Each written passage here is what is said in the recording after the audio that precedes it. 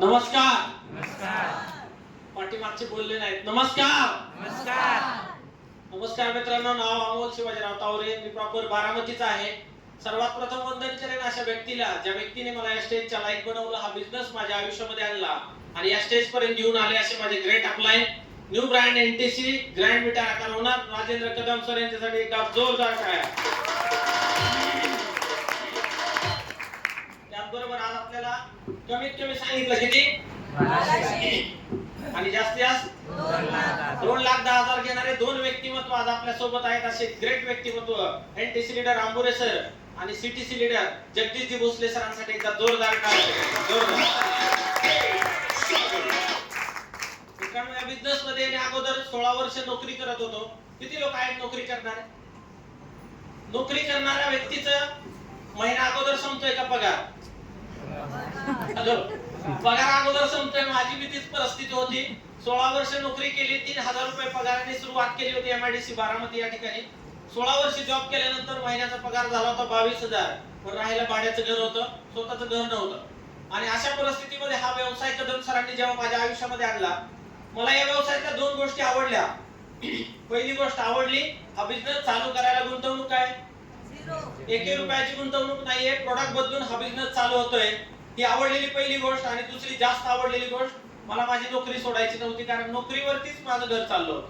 नोकरीला घेऊन हा व्यवसाय करता येतोय म्हणून व्यवसायाला सुरुवात करण्याचा निर्णय घेतला. आणि निर्णय घेतल्यानंतर पहिल्यांदा खरेदी करावी लागते. कितीची? 10,000. मी सरांना सांगितलं सगळं आवडलंय, मला करायचंय, पण माझ्याकडे 10,000 नाहीये. सरांनी सांगितलं साहेब 16 वर्ष नोकरी केली, वर्षाला 1,000 बॅलन्स ठेवला असता तर तुमच्या अकाउंटला 16,000 असते.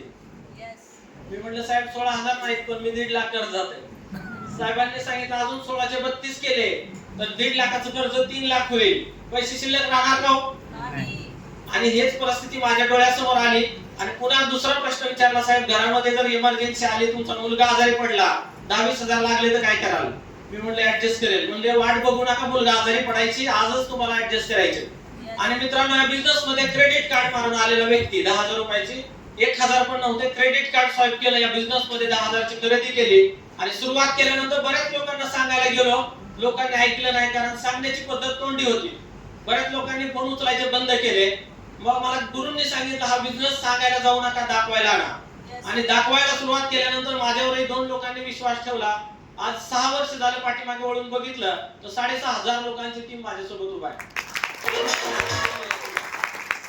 एकटा काम करत होतो. सांगितलं 16 वर्षानंतर 22,000 पगार होता. आज जर बघायला गेलं 2-4 हजार आले तर माझा रेंट जाईल घराचा किंवा पेट्रोलचा खर्च निघेल, असाच विचार सुरुवातीचा होता. मित्रांनो, आज कंटिन्यू 2 वर्ष झालं प्रत्येक महिन्याचा इन्कम माझा 1 लाखापेक्षा जास्त. ज्या व्यक्तीला राहायला घर नव्हतं, आज 16 लाखाचं घर उभा आहे विदाऊट लोन. ज्या व्यक्तीला राहायला घर नव्हतं, 9 लाखाची कार बाहेर उभा आहे.